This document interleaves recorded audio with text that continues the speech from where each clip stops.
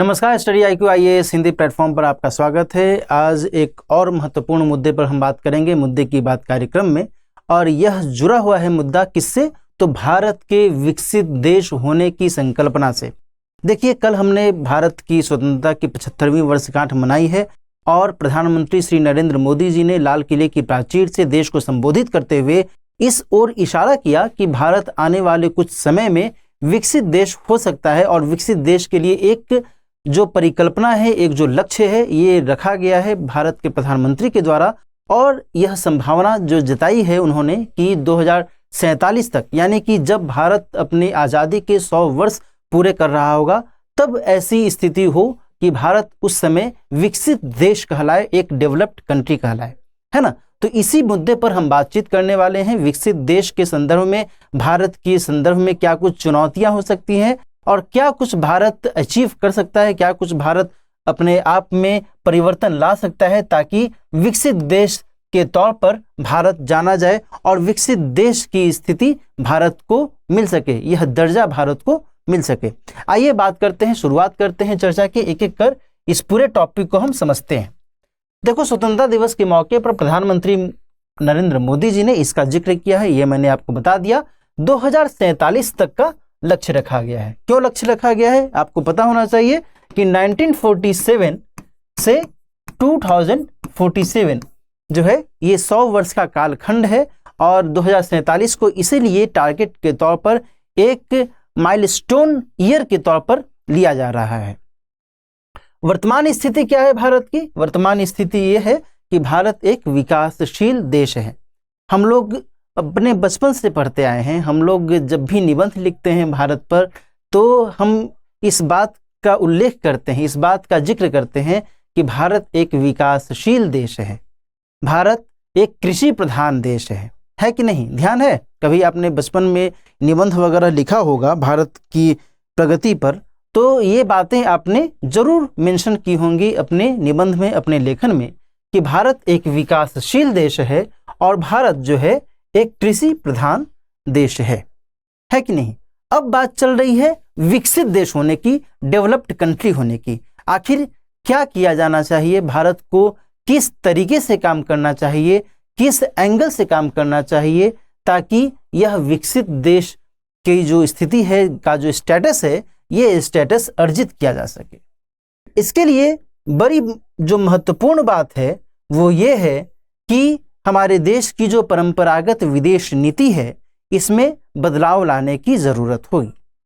क्योंकि जब हम इस विदेश नीति को थोड़ा सा मोल्ड करेंगे, थोड़ा सा उसे एक नया रूप देंगे, तब हम उस नई विदेश नीति के आधार पर भारत से संदर्भित जो भी महत्वपूर्ण जरूरतें होंगी उसको हम फुलफिल कर सकते हैं, उसको हम पूरा कर सकते हैं।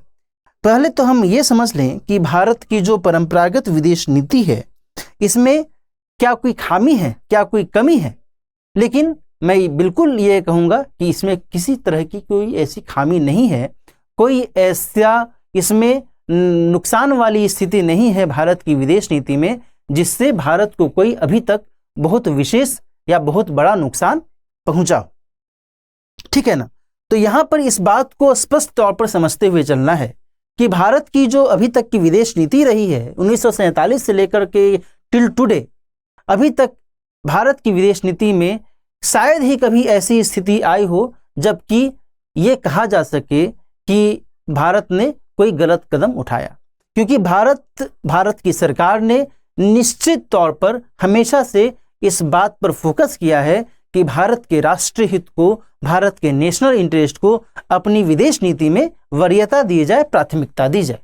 और इसी के आधार पर भारत ने अपनी विदेश नीति को हमेशा से तय किया है, उसी के आधार पर उसका मूल्यांकन किया है, उसका मेजरमेंट किया है।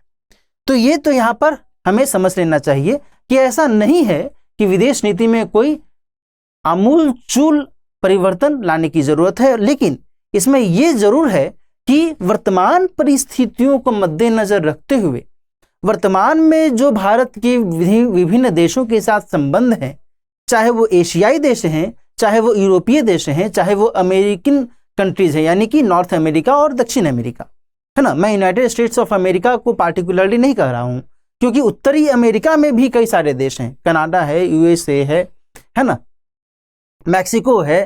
तो इन सभी के संदर्भ में उसी तरीके से दक्षिण अमेरिकी जो देश हैं, दक्षिण अमेरिका में भी कई सारे देश हैं, अफ्रीका में कई सारे देश हैं।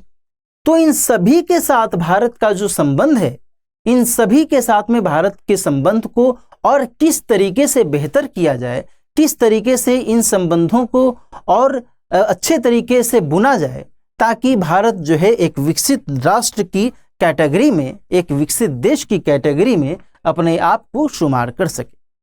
ठीक है, उसके लिए जरूरत है, उसमें बदलाव की जरूरत है। जो बेसिक है, जो फंडामेंटल है, जो मौलिक है भारत की विदेश नीति में, उसमें बदलाव लाने की कोई जरूरत नहीं है, क्योंकि भारत की विदेश नीति का आधार भारत की संस्कृति रही है, भारत की भौगोलिक स्थिति रही है, भारत का जो इतिहास है वो रहा है कि नहीं। इस संबंध में हमें विचार करने की जरूरत है। आगे बात करते हैं, इसमें और क्या क्या चीजें शामिल हो सकती हैं, होनी चाहिए। तो यहां पर कुछ जो महत्वपूर्ण चीजें हैं वो ये हैं कि क्षेत्रीय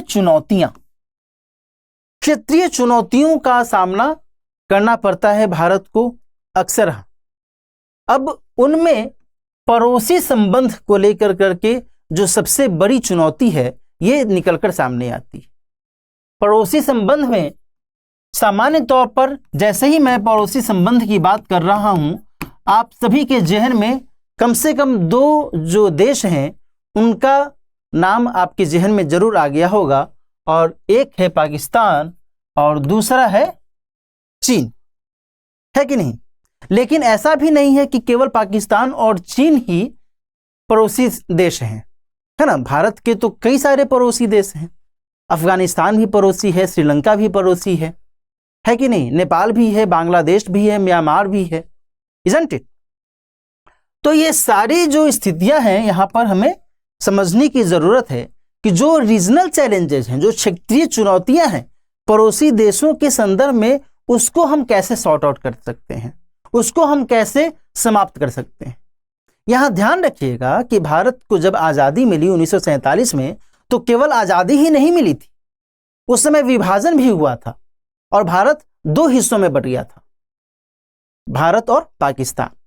1971 में फिर एक और देश बन जाता है जो भारत के पूर्वी हिस्से में भारत का पड़ोसी देश बन जाता है, और वो है बांग्लादेश। भारत के जस्ट उत्तर वाले हिस्से में जो इस तरफ से हिस्सा है यहां पर, वह चीन है। इसके बाद नेपाल भी है, भूटान भी है ना, ये सभी देश हैं। लेकिन इनमें भी सबसे अधिक चुनौती किससे मिलती है, तो पाकिस्तान और चीन से मिलती है। तो इस संदर्भ में भी भारत को ध्यान रखने की जरूरत है कि स्वतंत्रता के बाद जो स्थिति रही, जो विपदा की स्थिति भारत को देखने को मिली, उन स्थितियों में पाकिस्तान के साथ जो एक लंबा संघर्ष भारत ने झेला है, उस संघर्ष की स्थिति को समाप्त करने की कोशिश करनी होगी यदि भारत को विकसित देश का जो सपना है, विकसित देश का जो एक की जो महत्वाकांक्षा है वह फुलफिल करनी है। तो इसी तरीके से चीन के साथ भी भारत की जो स्थिति रही है वो अक्सर तनावपूर्ण रही है, चाहे वो व्यापारिक दृष्टिकोण से हो, चाहे वो वैदेशिक दृष्टिकोण से हो, चाहे वो रणनीतिक दृष्टिकोण से हो। चीन के साथ निश्चित तौर पर भारत की जो स्थिति है वो उथल पुथल वाली रही है ना। 1954 में पंचशील का समझौता किया गया, पंचशील समझौता किया गया था दोनों देशों के बीच। ये एक रिमार्केबल ईयर है, ये एक बहुत ही महत्वपूर्ण ईयर था 1954। उसके बाद धीरे धीरे स्थितियां बदलती चली गई। 1962 में जब चीन और भारत के बीच में युद्ध होता है तो स्थितियां और विकराल हो गई, और जो भारत और चीन के बीच में लाइन ऑफ एक्चुअल कंट्रोल की स्थिति बनी, इसके कारण से अक्सर भारत और चीन की सेना के बीच में टकराहट होती रहती है। इसका उदाहरण आपके सामने प्रस्तुत है डोकलाम विवाद के तौर पर। और 2020 में गलवान घाटी में, लद्दाख के पास गलवान घाटी में जिस तरीके से दोनों देशों के बीच में, दोनों देशों के सैनिकों के बीच में झड़प होती है, ये सारी स्थितियां दर्शाती हैं कि भारत और चीन के बीच में सब कुछ ठीक नहीं चल रहा है कि नहीं। तो ये सारी जो चुनौतियां हैं वो यहाँ पर निकलकर सामने आती हैं जिसको समाप्त करने की ज़रूरत है यदि भारत आगे एक विकसित देश के तौर पर अपने आप को स्थापित करना चाहता है। भारत को विचार करने की ज़रूरत है कि किस तरीके से इन चुनौतियों का निपटारा किया जा सकता है। यहाँ पर एक बात और मैं आपको क्लियर कर दूं कि केवल पाकिस्तान और चीन ही नहीं बल्कि बांग्लादेश के साथ में विभिन्न मुद्दों पर जल विवाद की स्थिति रहती है। म्यांमार को लेकर करके भारत और म्यांमार के बीच में कई बार तनावपूर्ण स्थितियां रही हैं। नेपाल के साथ में भारत की तनावपूर्ण स्थिति रही है। तो ये सारी जो स्थितियां हैं जो भारत को आगे बढ़ने से रोक सकती हैं, भारत को आगे बढ़ने में किसी भी प्रकार का कोई अड़चन न आने पाए, इसके लिए इन सभी के साथ में, इन सभी देशों के साथ में एक एक कर 1 बाय 1 जो भी विवाद हैं, जो भी उलझने हैं, उन उलझनों को सुलझाने की ज़रूरत है कि नहीं। इसके साथ ही हाल के समय में बेहतर संपर्क साधने की कोशिश भी की है भारत ने। ऐसा नहीं है कि भारत ने किसी भी तरीके से कोई काम नहीं किया है, अपने वैदेशिक संबंध को बेहतर बनाने की कोशिश नहीं की है, ऐसा नहीं है। भारत ने इस दिशा में कई कोशिशें की हैं। जैसे कि भारत ने 1991-92 के बाद जब एलपीजी यानी कि उदारीकरण, वैश्वीकरण और निजीकरण का दौर चला तो भारत ने उसके बाद एक्ट लुक ईस्ट पॉलिसी अपनाई, है ना। लुक ईस्ट पॉलिसी जिसे हम लोग कहते हैं पूर्व की ओर देखो की नीति, है ना। पूर्व की ओर देखो नीति का पालन भारत ने किया उस दौरान। पूर्व की ओर देखो नीति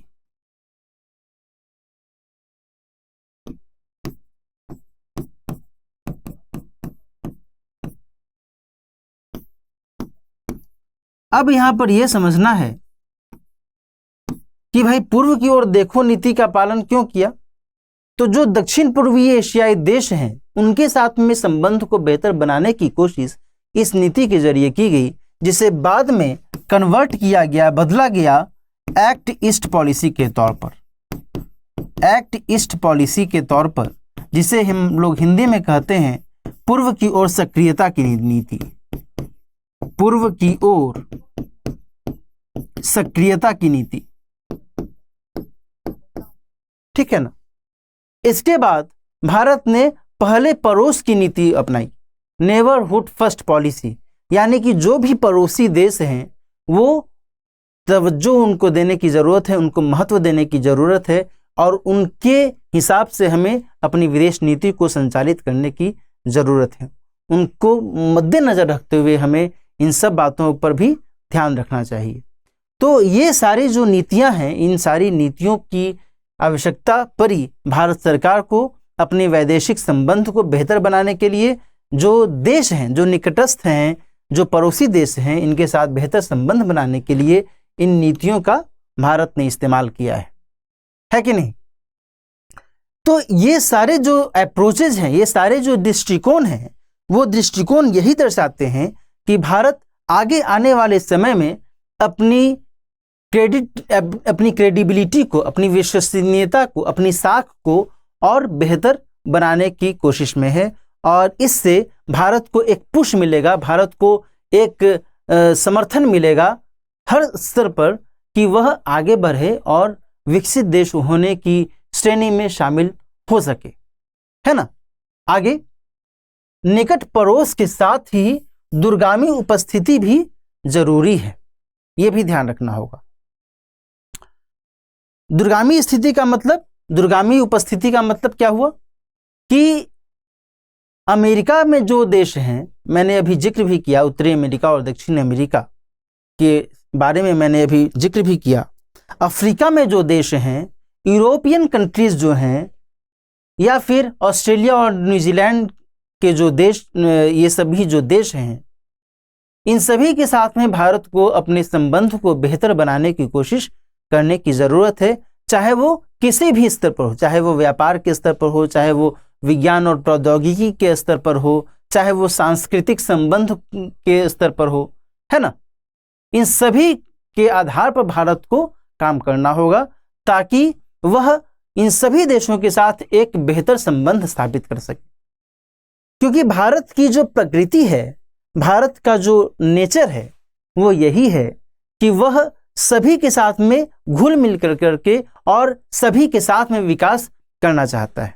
सभी का विकास भारत की एक बड़ी पहल के तौर पर देखा जा सकता है ना।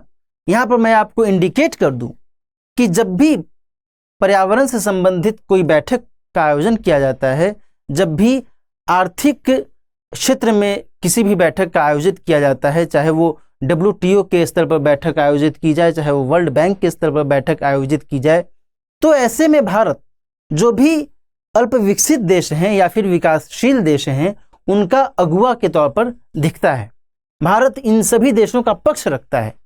भारत इसीलिए इन सभी देशों का पक्ष रखता है क्योंकि भारत को विश्वास रहता है कि वह इन सभी देशों का अच्छे तरीके से प्रतिनिधित्व कर सकता है और साथ ही इन देशों को भी भारत के प्रतिनिधित्व पर विश्वास रहता है। तो ये सारी स्थितियां यहां पर दर्शाती हैं कि निकट पड़ोस के साथ साथ दूरगामी उपस्थिति भी भारत की साख को और बेहतर बना सकती है ना।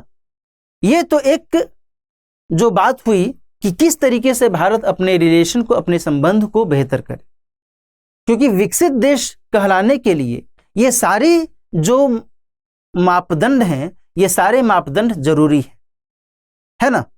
इसके साथ ही बड़ी शक्तियों के साथ बेहतर संबंध भी होनी चाहिए।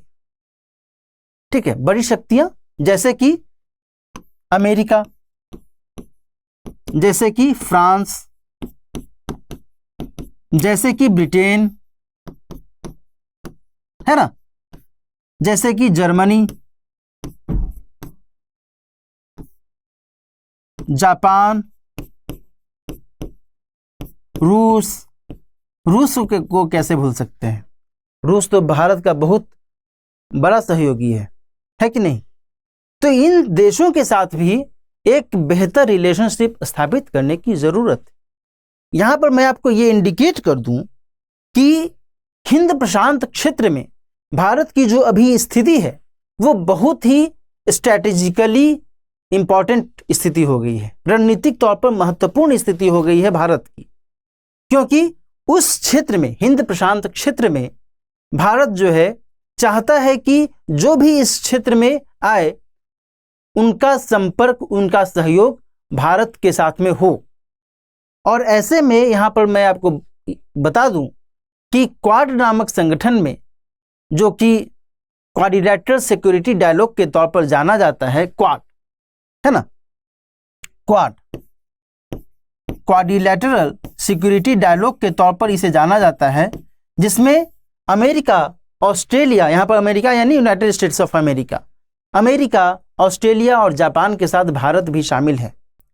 तो इस माध्यम से भारत उस क्षेत्र में अपनी भूमिका, अपनी महती भूमिका दर्शा रहा है।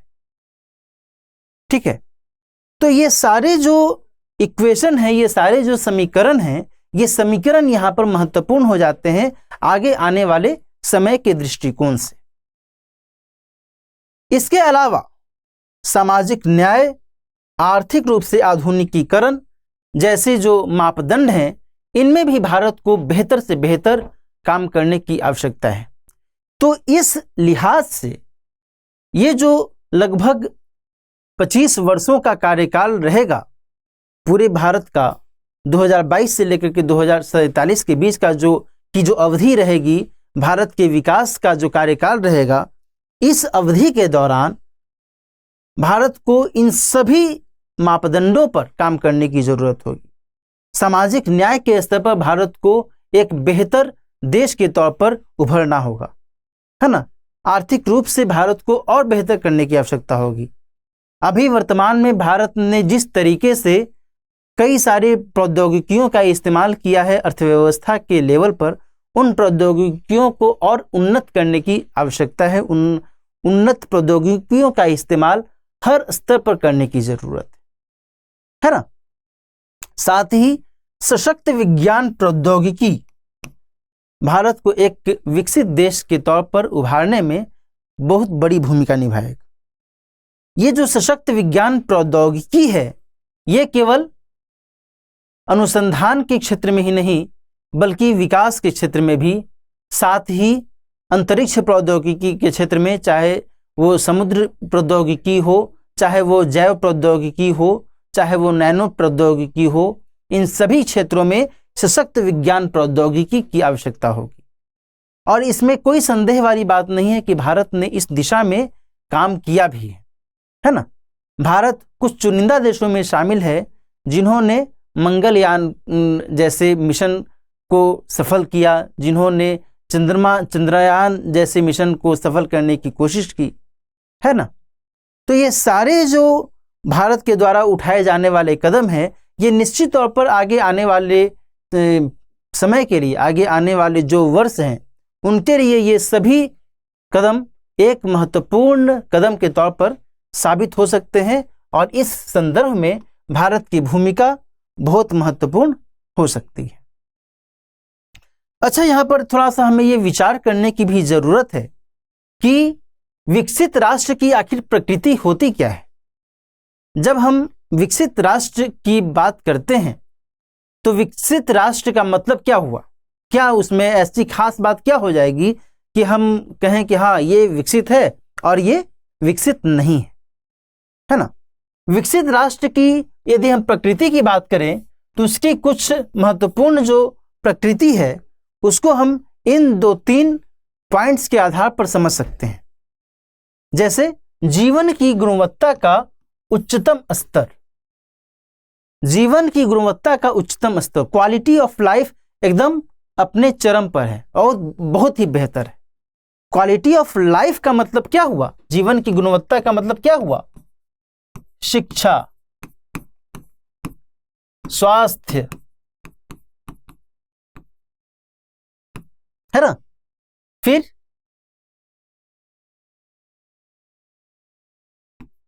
भूख की स्थिति की समाप्ति,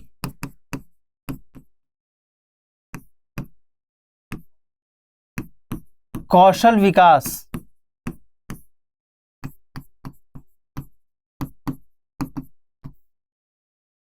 है ना, रोजगार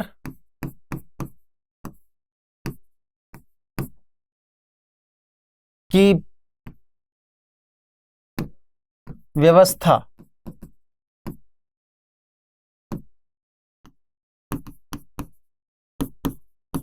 आधारभूत ढांचे का संपूर्ण विकास,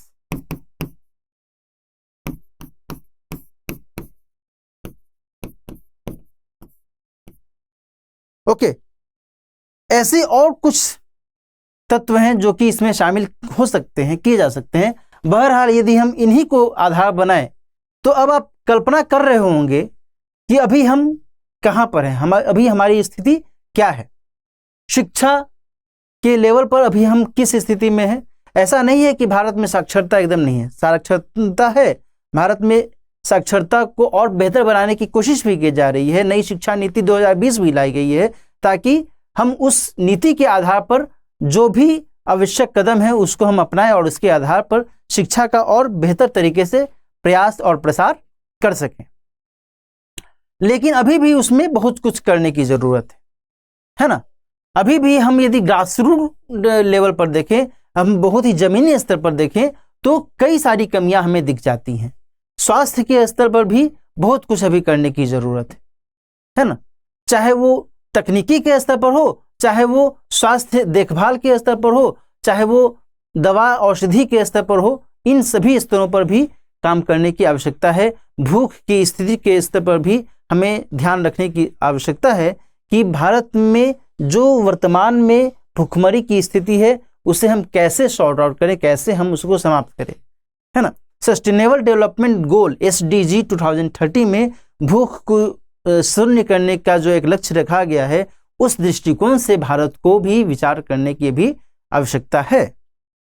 साथ ही कौशल विकास, स्किल डेवलपमेंट के लिए भारत निश्चित तौर पर आगे काम कर रहा है। जैसे startup India, stand up India की व्यवस्था की गई है भारत सरकार के द्वारा। रोजगार की व्यवस्था अपने आप में एक चैलेंज है और इसको भी दुरुस्त करने की ज़रूरत है। बेरोजगारी की स्थिति भारत में बहुत बड़ी है और इस स्थिति में यहाँ पर जब भारत विकसित देश होने का सपना देख रहा है तो फिर निश्चित तौर पर यह जो चुनौती है, यह चुनौती सामने आ जाती है ना। आधारभूत ढांचे का संपूर्ण विकास होना चाहिए। अभी भी हम जब देखें, अपने चारों ओर देखें तो कहीं पर गड्ढा खुदा होता है, कहीं पर कुछ हो रहा होता है, कहीं पर कुछ हो रहा होता है, कहीं पर ट्रेनें सही तरीके से नहीं चल रही हैं, कहीं पर बांध सही तरीके से काम नहीं कर रहे हैं, कहीं पर बांधों का निर्माण ही हो रहा है। जो बांध बन चुके हैं वो बांध यदि सही तरीके से काम नहीं कर रहे हैं, तो ये सारी जो स्थितियां हैं, इन सभी को दुरुस्त करने की ज़रूरत होगी यदि सही वे में, सही डायरेक्शन में विकसित देश का जो सपना है उसको साकार करना है, तो है ना। तो इस लिहाज से यहाँ पर आप समझ सकते हैं कि जीवन की गुणवत्ता का जो उच्चतम स्तर है, ये सारी बातें, ये सारी चीजें इस पर डिपेंड करती हैं। और जिन जिन देशों में इस मापदंड को अपनाया गया है, पा लिया गया है, निश्चित तौर पर वे सभी देश विकसित देश की कैटेगरी में शामिल हैं। उदाहरण के तौर पर हम संयुक्त राज्य अमेरिका को एक बहुत ही आसान से उदाहरण के तौर पर उसे हम ले सकते हैं, है कि नहीं। वहां पर कुछ भी ऐसा नहीं है कि हाँ कुछ नया हो रहा है, विकास का कोई नया काम हो रहा है। वहां पर सब कुछ वेल मेंटेन्ड है, वेल ऑर्गेनाइज्ड है, ठीक है। तो इस संदर्भ में भारत को ध्यान देने की आवश्यकता है। और यह बात ध्यान रखिएगा कि जब हम भारत की बात करते हैं तो भारत में का जो भौगोलिक क्षेत्रफल है वो अपने आप में वैविध्यपूर्ण है, डाइवर्सिटी है भारत के भौगोलिक क्षेत्रफल में, भारत की संस्कृति में। ऐसे में चाहे वो पूर्वी भारत हो, पश्चिमी भारत हो, मध्य भारत हो, उत्तरी भारत हो, पूर्वोत्तर भारत हो, उत्तर पश्चिमी भारत हो, भारत का कोई भी हिस्सा है, कोई भी कोना है, उसके विकास, उसके विकसित होने की आवश्यकता को हमें ध्यान में रखना होगा, है ना। और इसके साथ साथ जब हम भारत की बात करते हैं तो केवल शहरों की बात नहीं कर रहे हैं, गांवों की भी बात कर रहे हैं। हम सब ने पढ़ा है, सुना है, लिखा भी है कि भारत गांवों का देश है। तो भारत में जो गांव हैं, 6.5 लाख से भी अधिक गांवों की बात की जाती है भारत में। ऐसी स्थिति में भी भारत को ध्यान देने की आवश्यकता है कि हम गांवों को किस तरीके से बेहतर बनाएं और उस हिसाब से हम टोटलिटी में हम आगे बढ़ें, है ना। ऐसा ना हो कि हमारा एक हिस्सा पीछे छूट जाए और बाकी हिस्सा आगे बढ़ जाए, ठीक है, तब वो संपूर्ण विकास नहीं होगा। और जो विकसित देश की संकल्पना है, विकसित देश का जो एक ऑब्जेक्टिव है, यह ऑब्जेक्टिव तभी पूरा हो सकता है जब हम संपूर्ण तरीके से विकास करें, कोई भी अंग हमारा पीछे न छूटे, है ना। चाहे वो पिछड़ी जाति हो, चाहे वो अनुसूचित जनजाति हो, कोई भी हो, ठीक है, इन सभी को हमें ध्यान में रखने की आवश्यकता है। विकसित अर्थव्यवस्था, है ना। जिन देशों में विकसित अर्थव्यवस्था है, जिन देशों का जीडीपी स्ट्रांग है, जिन देशों में इनकम, आय, है ना, प्रति व्यक्ति आय, पर कैपिटा इनकम, या फिर कहें प्रति व्यक्ति आय, प्रति व्यक्ति आय वो उच्च है, जीडीपी उच्च है, तो फिर उसे हम विकसित देश में मानते हैं, जानते हैं, है ना। साथ ही उन्नत प्रौद्योगिकी भी हो। उन्नत प्रौद्योगिकी के बिना तो विकसित देश होने की कल्पना ही क्या की जा सकती है कि नहीं।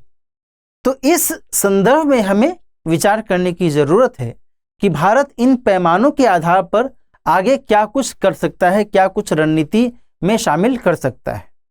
तभी जाकर करके भारत जो है हर स्तर पर एक बेहतर देश बन सकता है। एक विकसित देश पूरा होने की जो शर्त है, उस शर्त को यदि फुलफिल करता है भारत, तब फिर इसमें कोई दो राय वाली बात नहीं है कि विकसित देश कहला सकता है ना। लेकिन इससे पहले इन चुनौतियों का सामना करना पड़ेगा, जो चुनौतियां सामने हैं, है ना। तो बहरहाल कल के भाषण में, कल के संबोधन में प्रधानमंत्री महोदय ने जो एक विजन दिया कि इस वर्ष तक 2047 तक हमारी कोशिश हो कि भारत एक विकसित देश की श्रेणी में आ जाए, इस लिहाज से भारत को अब काम करने की दरकार है, काम करने की आवश्यकता है ना।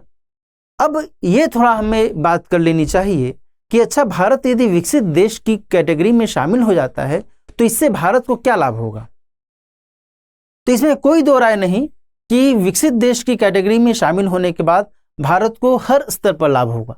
पहली बात तो यही है कि विकसित देश की कैटेगरी में शामिल होने के लिए जो भी अपेक्षाएं हैं, जो भी शर्तें हैं, वो शर्तें यदि भारत फुलफिल करता चला जाता है हर स्तर पर, चाहे वो कृषि हो, चाहे वो प्रौद्योगिकी हो, चाहे वो शिक्षा हो, चाहे वो स्वास्थ्य हो, चाहे वो अंतरिक्ष से संबंधित विकास हो, किसी भी स्तर पर भारत यदि इन सभी आवश्यकताओं की पूर्ति करता चला जाता है, तब फिर सभी लोगों का विकास हो सकेगा, सभी लोग एक उन्नत श्रेणी में आ सकेंगे और इसमें जीवन की गुणवत्ता बेहतर हो ही जाएगी।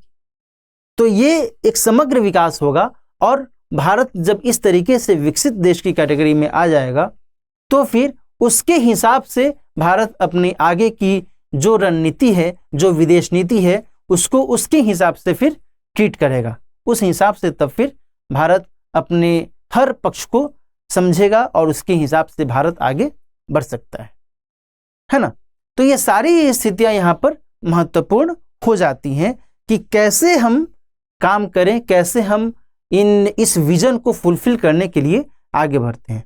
अब ये डिपेंड करता है भारत की सरकार पर और साथ ही जो राज्य सरकारें हैं उन पर भी डिपेंड करता है कि ये कुल मिलाकर करके किस तरीके से इस ऑब्जेक्टिव को, इस विजन को फुलफिल करने के लिए, पूरा करने के लिए आगे बढ़ते हैं, है ना। और साथ ही भारत के जो नागरिक हैं, हम सब पर भी इसकी जिम्मेदारी आ जाती है कि हम किस तरीके से अपने इस लक्ष्य को पूरा करने के लिए काम करते हैं, किस तरीके से हम उसमें योगदान करते हैं, कंट्रीब्यूट करते हैं, है ना। तो आज की चर्चा में हम यहीं पर समाप्त करते हैं। आज की चर्चा के आधार पर आप इस बात को समझ रहे होंगे कि भारत के विकसित देश के सपने को लेकर करके जो भी कार्य हैं, जो भी गतिविधियां हैं, उसको हमें बहुत ही सावधानी से, बहुत ही सिलसिलेवार तरीके से एक एक करके उसको करने की आवश्यकता है और इस लक्ष्य को पूरा करने के लिए एक समग्र कंट्रीब्यूशन, समग्र योगदान की जरूरत होगी। तो आज की चर्चा हम यहीं पर समाप्त करते हैं। मिलते हैं किसी और मुद्दे के साथ, मुद्दे की बात कार्यक्रम में। आपको ये कार्यक्रम कैसा लगा कमेंट सेक्शन में जरूर बताइएगा और यदि आपने इस चैनल को सब्सक्राइब नहीं किया है अभी तक तो प्लीज़ सब्सक्राइब कीजिए, क्योंकि इस चैनल पर आपको कई सारी महत्वपूर्ण जानकारियाँ, महत्वपूर्ण इन्फॉर्मेशंस मिलेंगे जो आपकी परीक्षा के दृष्टिकोण से बहुत ही बेहतर हो सकते हैं, लाभकारी हो सकते हैं। मिलते हैं किसी और टॉपिक में, किसी और मुद्दे के साथ। Bye bye.